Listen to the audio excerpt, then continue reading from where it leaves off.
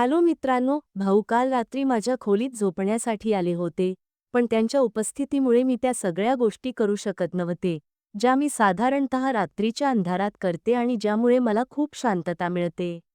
पण मला काय माहीत होतं, की आज रात्री काहीतरी असं घडेल की मी घामाने निथळून जाईन. त्यांनी मला वेड लावलं आणि आता हाच सगळा प्रसंग मी तुम्हाला माझ्या कथेतून सांगणार आहे. माझं नाव कविता आहे, मी 30 वर्षांची आहे आणि अजूनही अविवाहित आहे. मी अद्याप लग्न केलं नाही आणि विचार करत होते की कदाचित मी लग्न करणारही नाही. एकदा प्रेमात फसवणूक झाली होती आणि त्याच दिवशी ठरवलं की आता कधीही कुठल्या मुलाच्या जाळ्यात अडकायचं नाही. मी एका कॉलेजमध्ये प्रोफेसर आहे. एक भारतीय मुलगी आहे, सुंदर, शिकलेली आणि स्मार्टही आहे. माझ्या व्यक्तिमत्वात नव्या युगाचा छाप आहे. पण काल रात्री जे माझ्या भावाने माझ्यासोबत केलं, त्यानंतर बरंच काही बदललं आहे आणि माझा विचारसुद्धा बदलला आहे. आता मला असं वाटतं की जर चांगला मुलगा मिळाला तर लग्न करावं. काल रात्रीची गोष्ट आहे, माझे भाऊ, जे 40 वर्षांचे आहेत आणि आर्मीमध्ये आहेत. यांची पत्नीचा काही दिवसांपूर्वी बस अपघातात मृत्यू झाला होता. रात्रीचं वेळ होतं, आम्ही दोघांनी जेवण केलं आणि काही वेळ टीव्ही पाहत होतो. मग मी आणि भाऊ छतावर फेरफटका मारायला गेलो. भाऊ ग्राउंड फ्लोअरवर झोपतात आणि मी फर्स्ट फ्लोअरवर. माझ्या शेजारच्या खोलीत माझा लहान भाऊ झोपतो. रात्रीचे साधारण 1 वाजले होते आणि आम्ही दोघेही खाली आलो. त्याचवेळी भाऊ माझ्या खोलीत आले आणि म्हणाले, "कविता, अजून झोप येत नाहीये, चल बोलूया." आम्ही दोघंही बेडवर आडवे होऊन गप्पा मारायला लागलो. मध्येच भाऊ त्यांच्या मोबाईलवर काहीतरी खेळत होते आणि मीसुद्धा माझ्या मोबाईलवर लोकांचे स्टेटस पाहत होते. अचानक जोरदार पाऊस सुरू झाला आणि हलकीगार वाऱ्याची झुळूक आली, जी आम्हाला खूप आवडते. देहरादूनचं वातावरण आधीपासूनच खूप आल्हाददायक असतं. थोड्या वेळानंतर भाऊ झोपायच्या तयारीत दिसले. मी म्हटलं, "भाऊ, तुम्ही तुमच्या खोलीत जा, तुम्हाला झोप येते." पण भाऊ नखरे करत म्हणाले, "कविता, त्रास देऊ नकोस ना प्लीज," असं म्हणत त्यांनी डोळे बंद केले आणि 2 मिनिटात गाढ झोपले.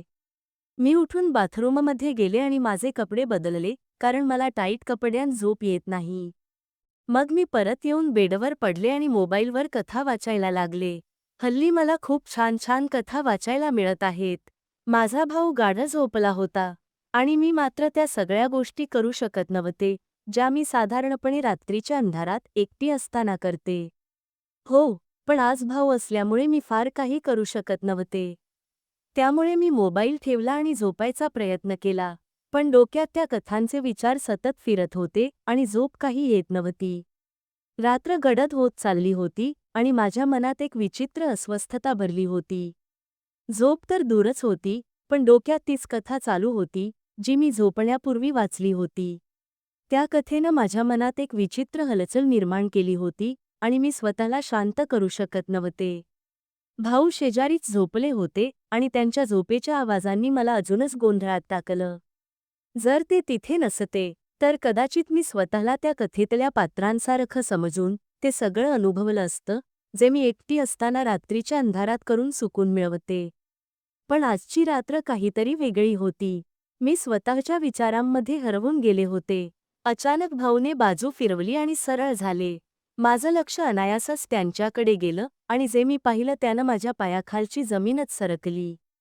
भाऊ खूपच पातळ धोतर घालून झोपले होते आणि त्यामुळे काहीतरी असं दिसत होतं की पाहून मी लाजले. माझी परिस्थिती आणखी क्लिष्ट झाली होती. लाजणं तर दूरच राहिलं, मी माझी नजर त्यावरून काढूच शकत नव्हते. मनात एक विचित्र उथळपुथळ चालू होती. एका बाजूला मी स्वतःला काबूत ठेवण्याचा प्रयत्न करत होते आणि दुसऱ्या बाजूला माझ्या आतली अस्वस्थता वाढत चालली होती. खरं सांगायचं तर आता मला आणखी सहन होईना. प्रत्येक क्षणी असं वाटत होतं की जर मी स्वतःला काबूत ठेवलं नाही, तर काहीही होऊ शकतं आणि ही परिस्थिती मला थांबवणं अशक्य होईल. माझ्या हृदयाचे ठोके वेगाने वाढले होते आणि मनात एक भीती दाटली होती, जर काही चुकीचं घडलं, तर भाऊ माझ्याबद्दल काय विचार करतील? त्यांच्या नजरेत मी कशी दिसेन? या प्रश्नांनी मला अजूनच अस्वस्थ केलं होतं. पण दुसऱ्या बाजूला माझ्या मनात एक खोल इच्छा होती, जी मला वारंवार त्या दिशेला ओढत होती, जणू काही मी जे काही विचार करत होते ते पूर्ण करावं. माझ्या आतली ही जिद्द आता चरमसीमेला पोहोचली होती. प्रत्येक क्षणी मी स्वतःशीच लढत होते, पण मनाच्या एका कोपऱ्यात ती जुनी कथा पुन्हा उलगडत होती. आणि त्याच्यामुळे माझी इच्छा अधिकाधिक वाढत होती. आता प्रश्न होता की मी या वादळापासून भाऊंना वाचवू शकेन का, की भाऊ मला त्यांच्या पकडीत घेतील? रात्रीचं वातावरण आधीच विचित्र होतं आणि त्यातच भाऊचा फोन वाजायला लागला. कदाचित कोणीतरी त्यांना मेसेज केला होता. फोन माझ्या बाजूलाच ठेवलेला होता, कारण झोपण्याआधी भाऊंनी तो चार्जिंगला लावला होता. भाऊ गाढ झोपले होते, पण फोनवर सतत मेसेज येत होते आणि त्यांच्या फोनच्या आवाजानं माझी अस्वस्थता आणखी वाढली. मी विचार केला का नाही फोन सायलेंट करून टाकावा, जेणेकरून आवाज बंद होईल. पण त्याचवेळी माझ्या मनात एक प्रश्नही उमटला, इतक्या रात्री भाऊंना कोण मेसेज करत असेल? मला भाऊच्या फोनचं पासवर्ड माहीत होतं. त्यामुळे कोणताही संकोच न करता मी फोन उघडला. जसं मी स्क्रीनकडे पाहिलं तसं लक्षात आलं की भाऊंची गर्लफ्रेंड त्यांना अनेक मेसेज पाठवत होती. एका विचित्र जिज्ञासेनं मला घेरलं आणि मी विचार करू लागले की त्या व्हिडिओमध्ये नेमकं काय असेल. मी ठरवलं की एकदा पाहून घ्यावं. जसं मी व्हिडिओ सुरू केला तसं माझ्या डोळ्यांवर विश्वासच बसला नाही. मी काय पाहत होते हे मला समजतच नव्हतं. त्या व्हिडिओमध्ये जे काही दाखवलं जात होतं ते कधीही माझ्या कल्पनेतही आलं नव्हतं. एक व्हिडिओ संपला आणि माझ्या मनात पुढचा व्हिडिओ पाहण्याची तीव्र इच्छा जागी झाली. मी लगेच दुसऱ्या व्हिडिओवर क्लिक केलं आणि क्षणभरात सगळे व्हिडिओ पाहून टाकले. प्रत्येक व्हिडिओनं माझी अवस्था अधिकच बिघडवली. मला कळत नव्हतं की मी हे सगळं का पाहत होते. मला हे एवढं चांगलं का वाटत होतं, पण तरीही मी थांबू शकत नव्हते. माझे हात थरथरत होते, पण माझं लक्ष स्क्रीनवरून हटण्याचं नावच घेत नव्हतं. दर प्रत्येक क्षणासोबत माझी बेचैनी वाढत होती. मी स्वतःशीच संघर्ष करत होते, मी हे काय करत आहे? हा प्रश्न सतत माझ्या मनात घुमत होता. पण आता मी स्वतःवरचा ताबा गमावत चालले होते. त्या व्हिडिओंनी माझ्या आतल्या वादळाला आणखी उग्र केलं होतं. आता माझ्या मनात एक विचित्र प्रकारची हिंमत आली होती. किंवा असं म्हणू की मी माझ्या इच्छांसमोर हतबल झाले होते. मी ठरवलं होतं, जे होईल ते पाहू. माझे हात थरथरत होते, हृदयाचे ठोके वेगाने धडधडत होते आणि मी हळूहळू भावाजवळ सरकत गेले. त्यांच्या शेजारी शांतपणे झोपले, जणू काहीच घडलं नाही. मनात खूप गोंधळ चालू होता, पण मी स्वतःला शांत ठेवलं. थोड्या वेळाने मी झोपेचं नाटक केलं, जेणेकरून जर भाऊ अचानक जागे झाले, तर त्यांना वाटावं की मी गाढ झोपले आहे. माझं हृदय जोराने धडकत होतं, पण माझ्या चेहऱ्यावर शांततेचं आवरण होतं. मग हळूहळू मी माझा पाय भावाच्या अंगावर ठेवलं, जणू काही अनावधानाने झोपेत असं झालं असेल. काही क्षण तसेच थांबले, जणू काही हालचालीची वाट पाहत होते. पण कोणतीही हालचाल झाली नाही. भाऊ अजूनही गाढ झोपले होते.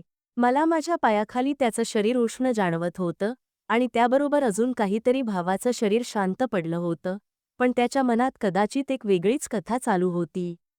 माझ्या पायाखाली त्याचा संपर्क स्पष्ट जाणवत होता आणि त्या स्पर्शामुळे माझ्या मनातल्या गोंधळाला अधिक चालना मिळाली. माझं हृदय वेगाने धडकत होतं आणि तोच भय, जो मला नेहमी वाटायचा, आता प्रत्यक्ष समोर उभा होता. मी स्वतःला आवरू शकत नव्हते. प्रत्येक क्षणासोबत माझी इच्छा अधिकाधिक तीव्र होत चालली होती.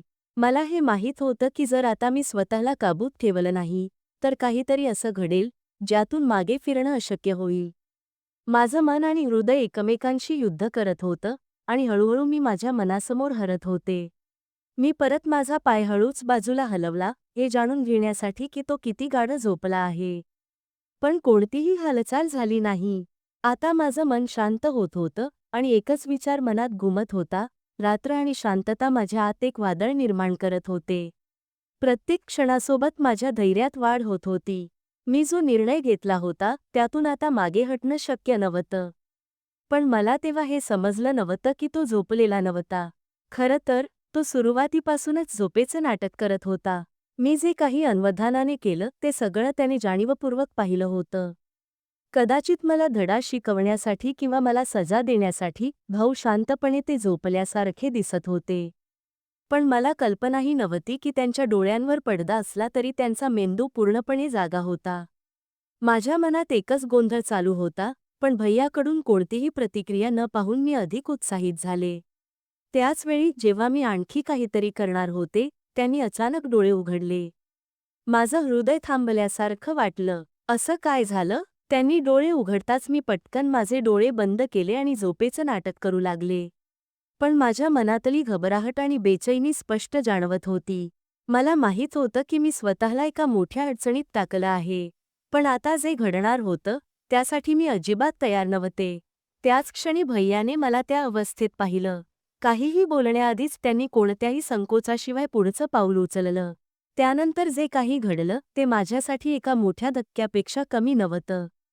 सलग 4 तास ते माझ्यासोबत काहीतरी करत राहिले, जे मी कधीच विसरू शकत नाही. त्या क्षणांनी माझं संपूर्ण आयुष्य बदलून टाकलं. पण या गोष्टीचा शेवट इथं नाही. या 4 तासांत नेमकं काय घडलं, त्याची संपूर्ण सत्यता मी तुम्हाला पुढच्या भागात सांगणार आहे. जर तुम्हाला जाणून घ्यायचं असेल की पुढे काय झालं, तर माझ्या चॅनलला सबस्क्राईब करणं विसरू नका. जेणेकरून तुम्ही या रोमांचक आणि सस्पेन्सने भरलेल्या कथेचा पुढचा भाग एन्जॉय करू शकाल. मी तुमची प्रिय मैत्रीण. भेटते तुम्हाला उद्या.